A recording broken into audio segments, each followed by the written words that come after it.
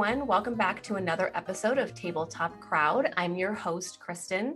I am here tonight with a group of wonderful people to talk about a very special project called Aeksia. I'll go ahead and let them introduce themselves, and then we're going to jump in and get started. So, Charlotte, why don't we start with you? Hi, thank you for having us. I am Charlotte Hamilton. I am the community manager for Strawberry Fields Interactive, and we're developing Aeksia. And my pronouns are she, her, and you can find me on social media at Foxfire22.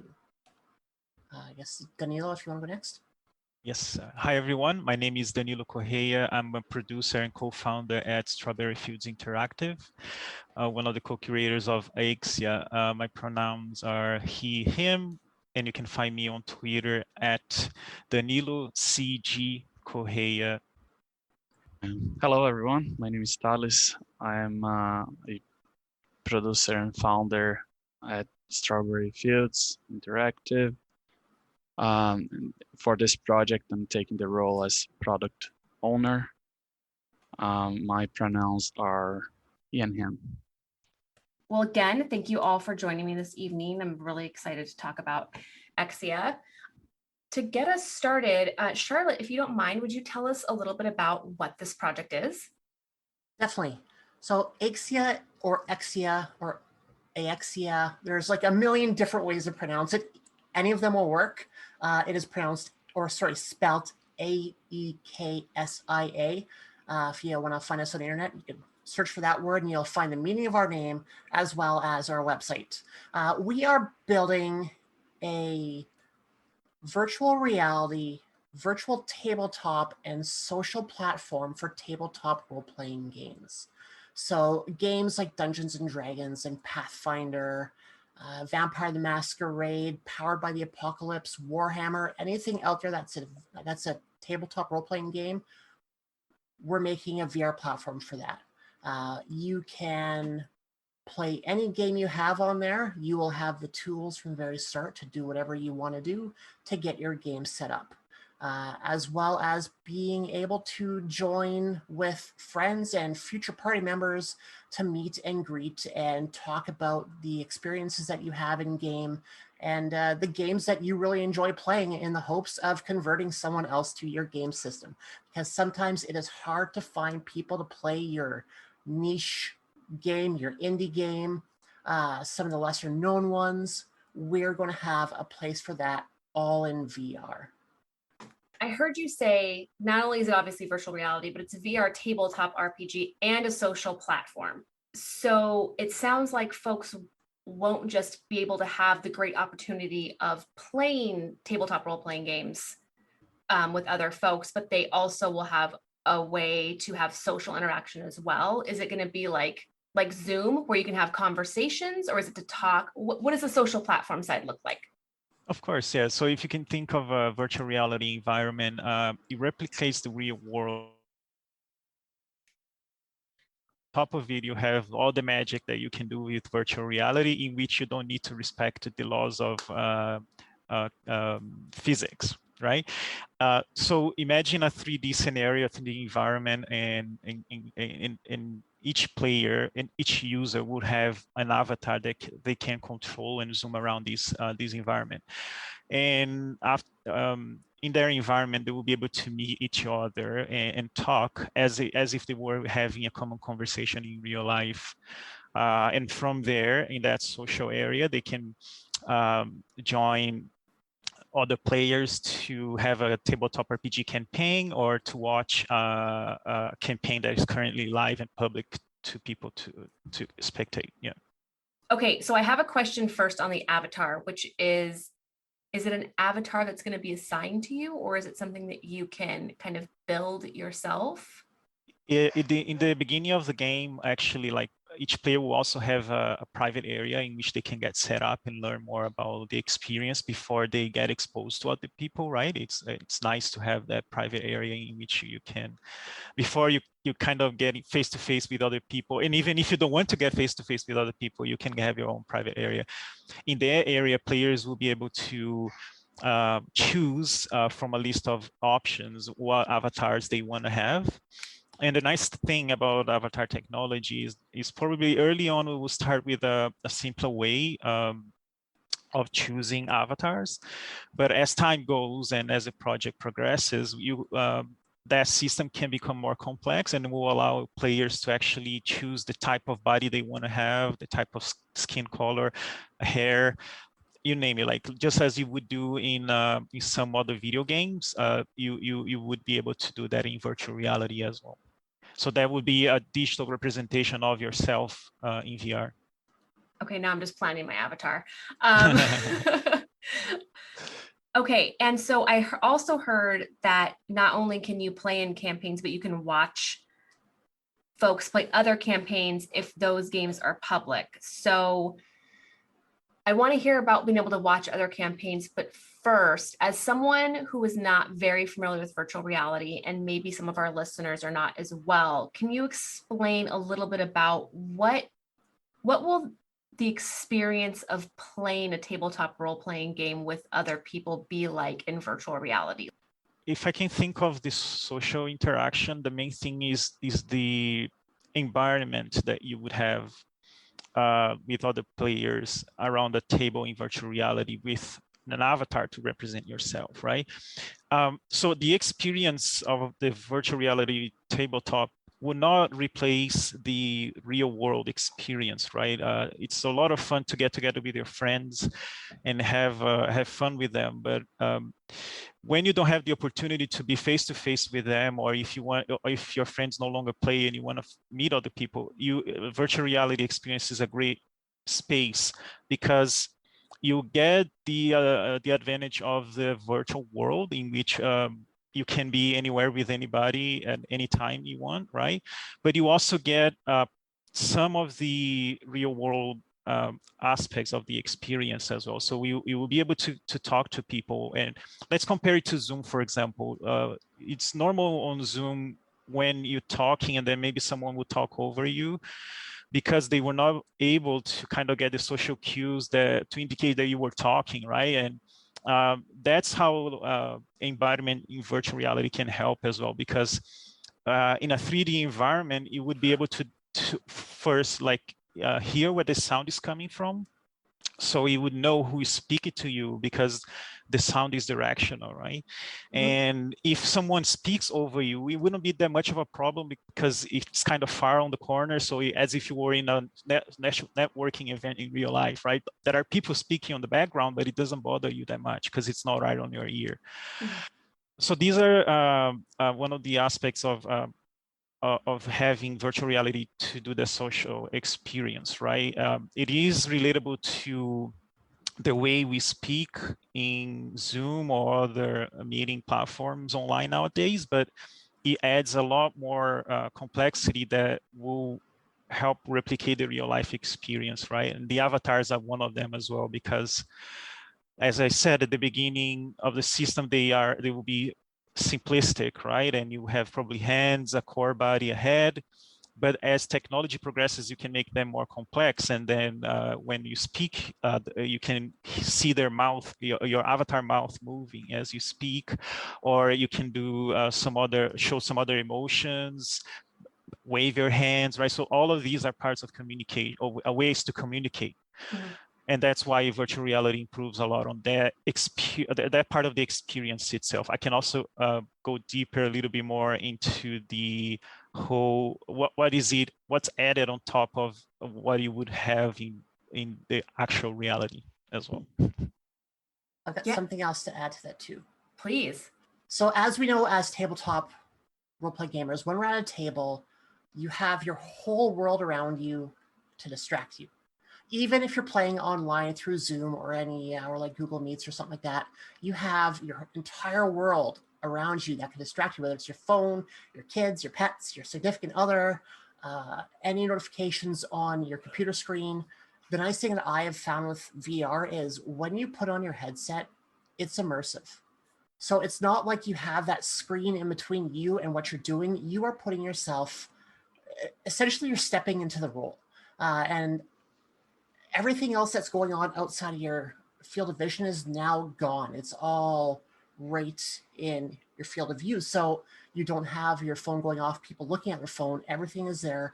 You're looking at everyone else as if they're at the same table with minimal distractions. That's kind of one of the things that I found going through like training with VR and our first sessions of testing with Aeksia itself is how immersed you get in what you're doing. There's nothing else from the outside world that's kind of getting in. No, that makes complete sense, because my partner and I are both in gaming, and we both occasionally do live streams or podcasts. We have to record or be live, and we can't do it at the same time because we have two small children.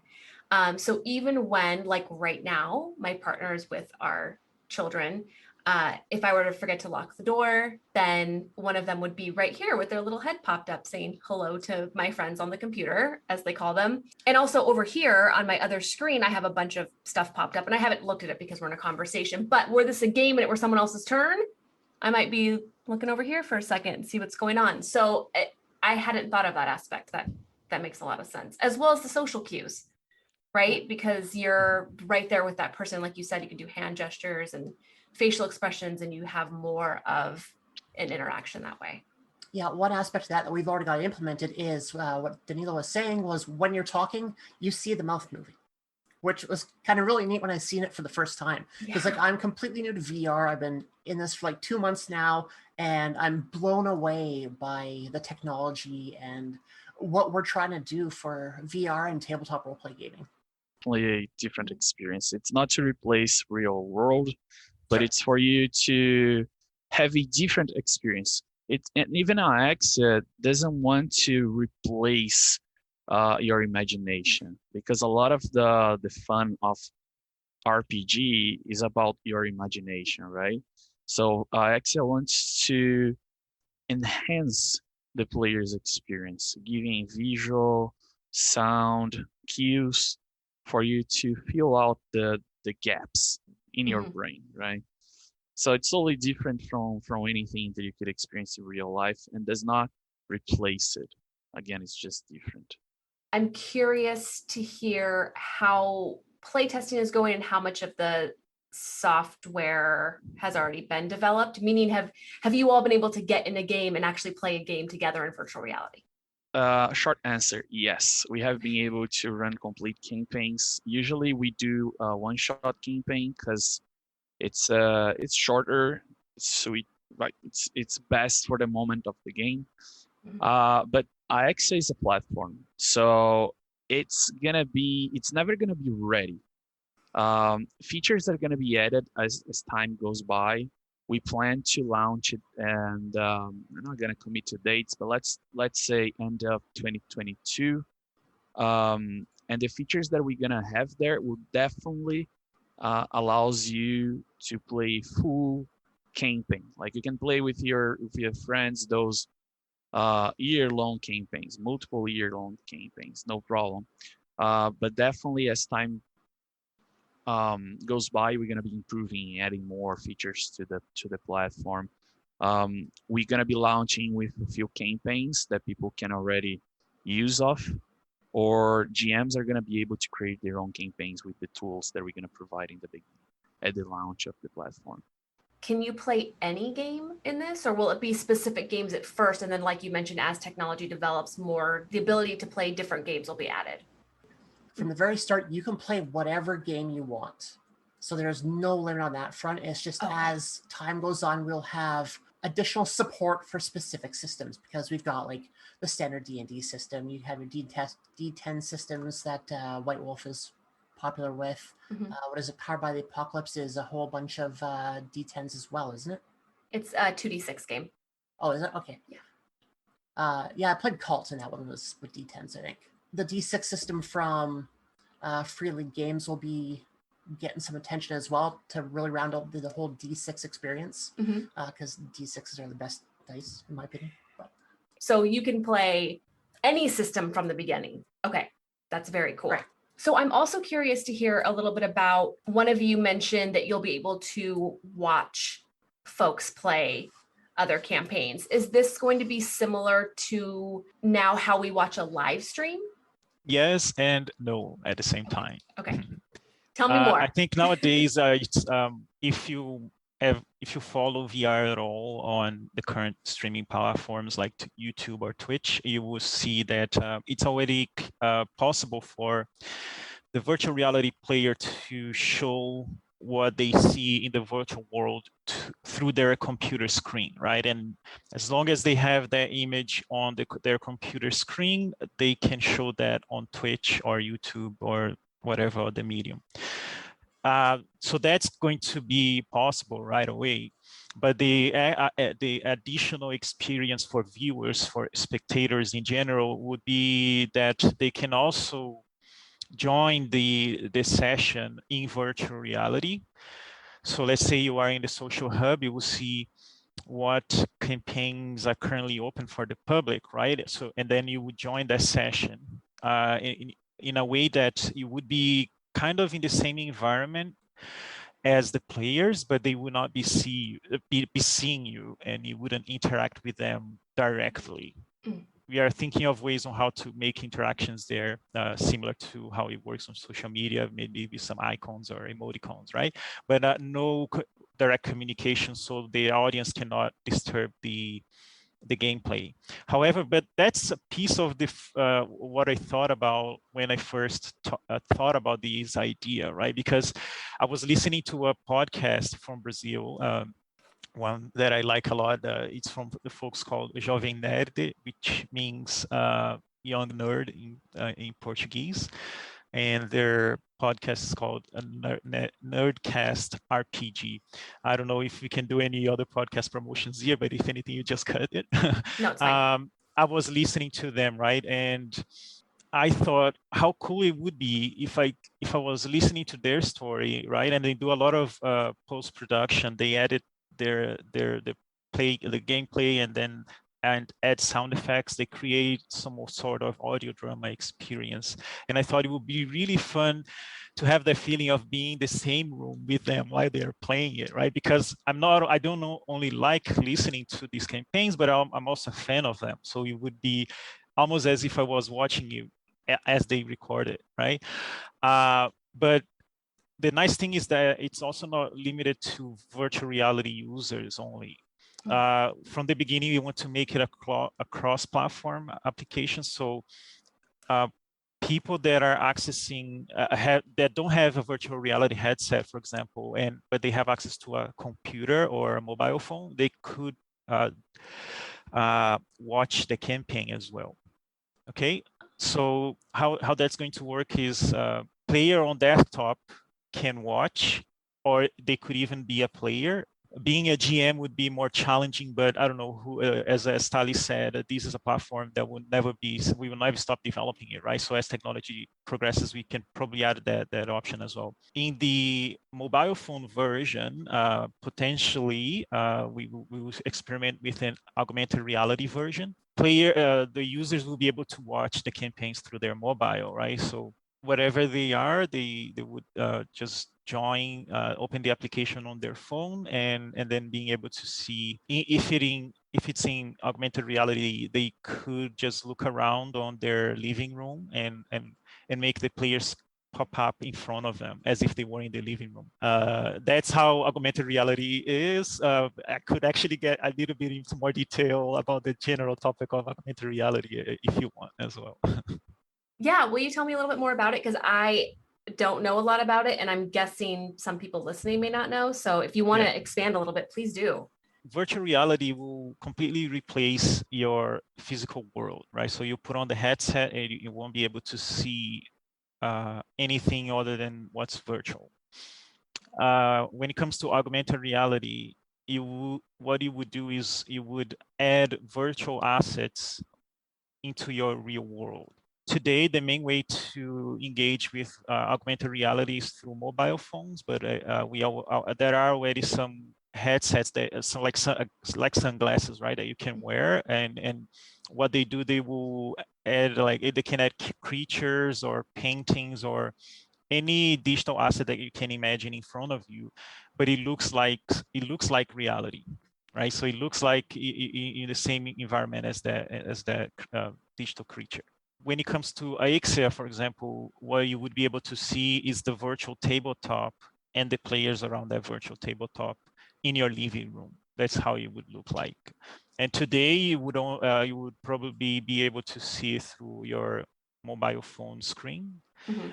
But in the future, you can wear, not in a far future, these headsets or glasses are already existing, but they are more expensive and they're mainly being adopted by corporations at the moment. But as technology develops, it will get cheaper and cheaper. And in the next few years, you will see a lot of consumers using that as well. But an easy way to relate to that is think about Instagram or Snapchat, right? They are already using a lot of augmented reality features in their social platform. Whenever you see something on top of your face, or maybe Pokemon Go as well, that you can capture the Pokemon around the real world. That's augmented reality, right? So people sometimes are already using the technology, they just don't realize it. Yeah, as soon as you said Pokemon, I was like, oh yeah, I've done that. So I do know what you're talking about. Exactly.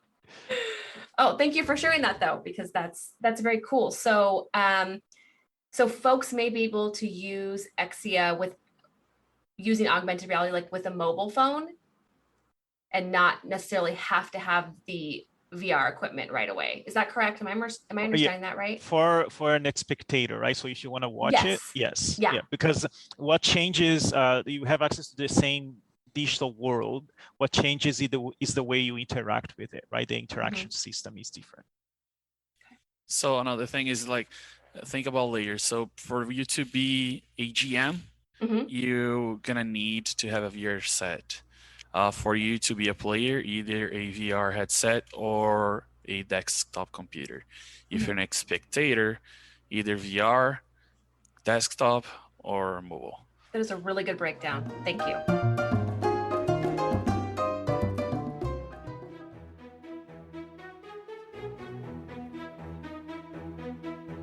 Welcome back to Beholder to One Shot, an actual play show under the banner of Beholder to No One, where we usually play non-D&D one-shots. Is a conglomeration of many Furbies. Oh, f***, oh, 15. Dang it. We're two baby adventurers. We're level 4. Is that the right direction? Shh. Oh wait, we're speaking telepathically. Yeah. Search your feelings. You know it to be true that one of you has a really annoying voice. No! Each of you roll a die and explain why I shouldn't be the one to stomp you, if you like get an extra die for that. I got a 6. There's a good reason. Got a 5. It's also pretty good. Got a 4. Slightly It's good. okay. I made it to another town, but it's not stopping. Is it me? Am I causing this? Am I the reason? And they go into ramblings of a person who thinks that they are the one that is causing this chaos. Check us out wherever podcasts can be found every other Thursday on Beholder to No One.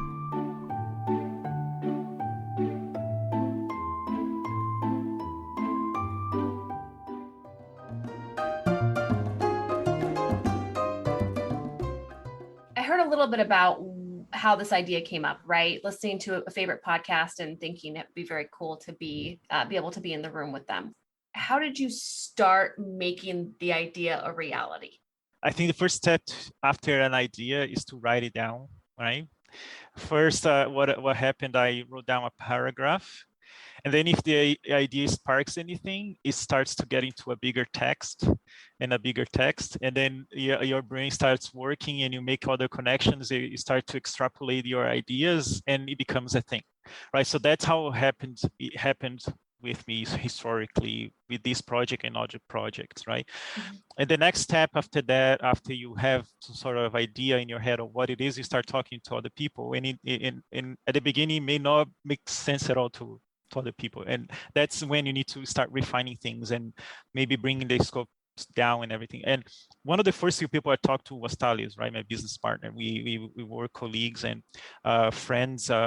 We've had experience working together, or we have as friends doing some other sorts of activities. And I knew that he was an experienced player, right? Because me personally, I played a lot of tabletop RPG when I was young, but for a long time, right about when my adult life started at 14 years old, when I started working, I kind of got far away a little from video games and any other type of games, right? And as I later in life, I began to appreciate that again and come back to it.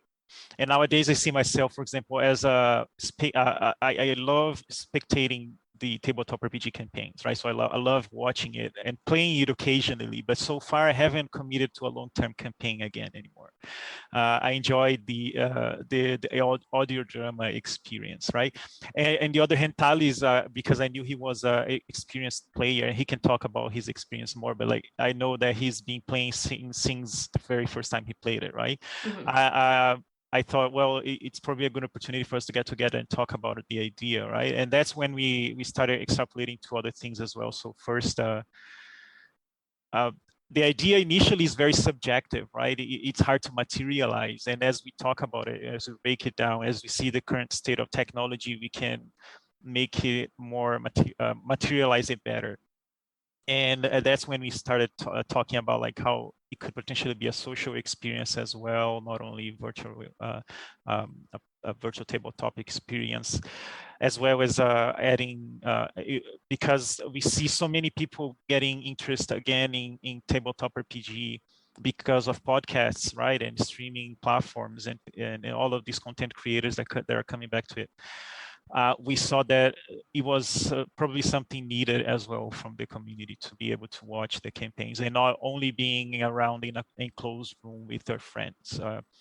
Yeah, but opening up that experience was key as well. And yeah, that's pretty much how it happens. Later on, you can illustrate things, right? I myself am a terrible drawer. I'm a terrible artist. So we had other people helping to illustrate the ideas, right? And if in Aeksia's case, it seems like I never had anything big blocking it. Like anytime I talked about it, and I talked to the right people as well, people were getting excited and they understood what I was talking about, right? And then it evolved, and nowadays we already have like an early prototype, and we have a team working on developing and promoting the idea, which is great. Yeah. I can talk a little bit about the process if you guys want to, like how we got to where we are. Yeah. And after Danilo pitched the idea to me, a few rounds of iterations were done. We committed some personal funding to create a drawing concepts, and we brought some people to help us with that to get the idea more well-rounded. With that in hands, we went to Canadian Media Fund, CMF, and we pitched our idea to them, and we got the round of conceptualization from them. So they really liked the idea. And with that little fund, we put it a more concise market research. With that, we were able to apply for also the prototyping phase for CMF. And what is the name of the other fund, Danilo? It's Creative BC's Creative BC Interaction. With that, we started very strong our prototype, right? It was a lot of validation for our ideas. So Danilo in the very beginning actually put a little prototype himself. He coded a little room with some of the ideas that we had in mind to see if that would even feel good to be in the room and playing game, right? And I was surprised how natural that felt, right? To be in that room and to be very focused on the campaign and everything, the storytelling aspect of the platform, right? That the platform provided players with. And with the prototyping fund, we were able to put a great team together. Everyone in it is very passionate about the idea. Everyone gets it. They brought in ideas themselves, so became really a team effort. It's not our product, it's the team's product. Everyone is contributing with their own ideas to the project. So we are pretty advanced on the prototyping. We're actually finalizing it by end of September, right? The prototyping itself. So we have come long ways validating the ideas, and trying things out, seeing what what didn't work, and changing things around until we really feel like right now we got to a point where we have a very solid base to create on top of. Yeah, it sounds like it's been quite a process and you all have put a lot of work into it. And it sounds like a wonderful idea. I mean, I'm sold. How long have you been working on this, if I can ask?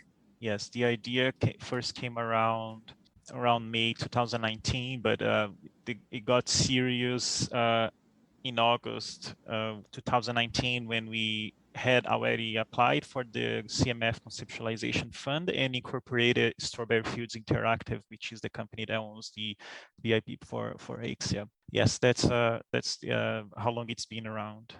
I was curious to hear how Charlotte first got involved. I've been looking at making a jump into full-time community management. I was doing that for a few years before part-time for various tabletop role-playing game companies, and other communities as well that focus on tabletop role-playing and inclusivity in gaming. And I was looking around and seeing the ad, and I applied. That's kind of that story. And how long have you been working on it? A couple of months, you said? 2 months right away here. Nice. So you just jumped right in because you talk about it like you've been working on it for a long time. So you must have just jumped right in. Yes. Yeah. First thing I did was got a new laptop and Oculus headset just to be able to do what I need to do, right? And honestly, it's easier to buy a laptop ready for VR nowadays than it is to find a brand new graphics card. So I clearly need to get an Oculus headset. You'll not regret it. I hear that I won't regret it. I know. Yeah. This side of the platform is still to be matured, but the idea is for us to have a marketplace in it. Okay.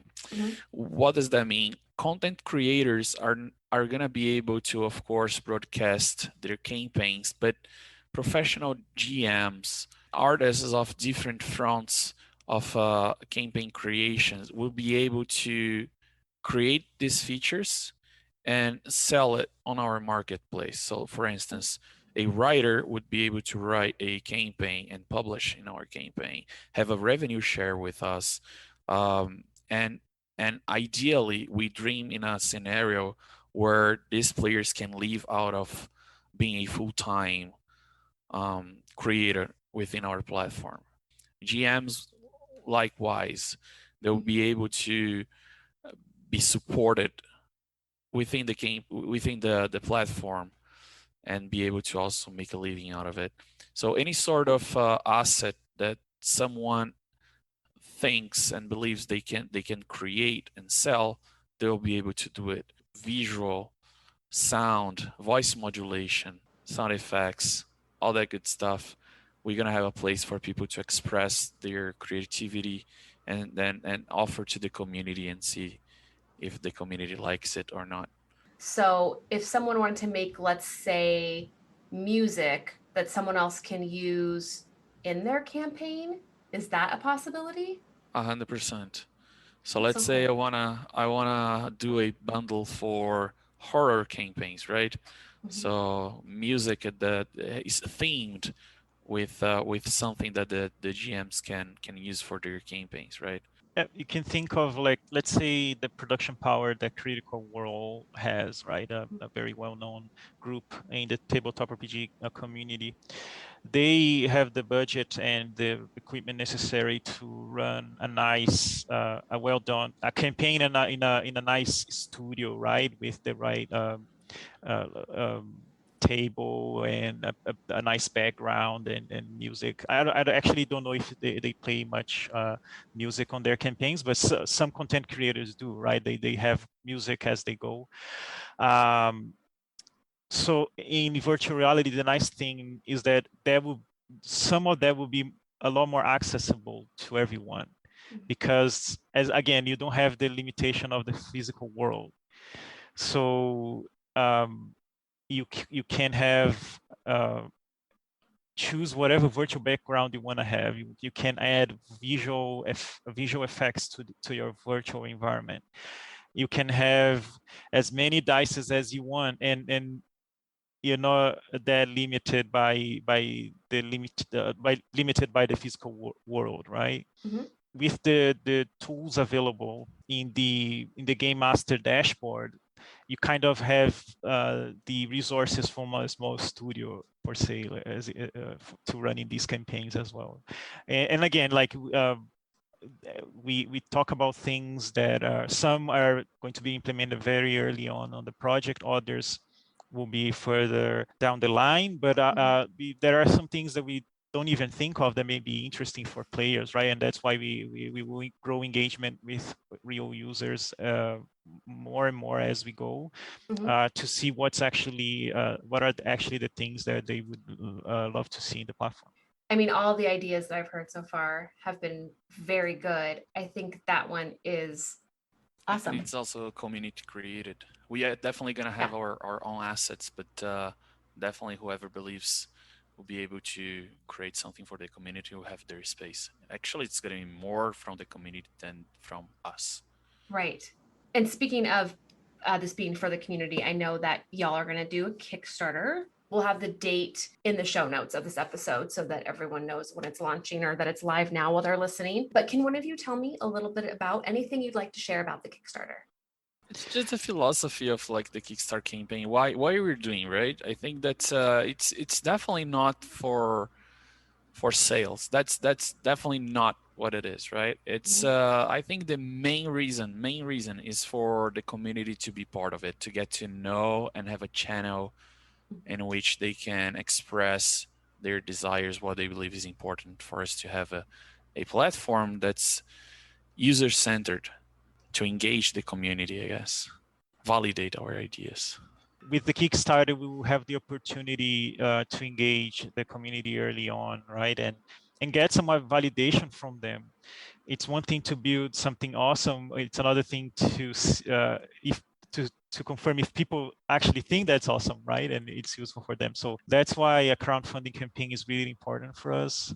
We have many ways already of engaging people with the Aeksia platform and having fun with it. Even though it's going to be launched around end of next year, there will be a lot of things happening along the way for people that are early adopters to get involved with.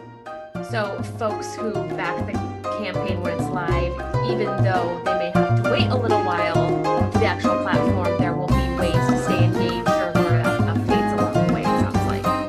Yes, and if people are interested, they can be involved in, let's say, we think of a feature or some assets that we want to include, they can vote to help us choose their favorite content. We will also be releasing early versions of the platform for backers, right? So also arranging some play testing. So there will be people who have access to extra things and some early things compared backers who have more access compared to the people that learn about Aeksia at launch, right? So, and they will have a lot more influence for sure in the applications.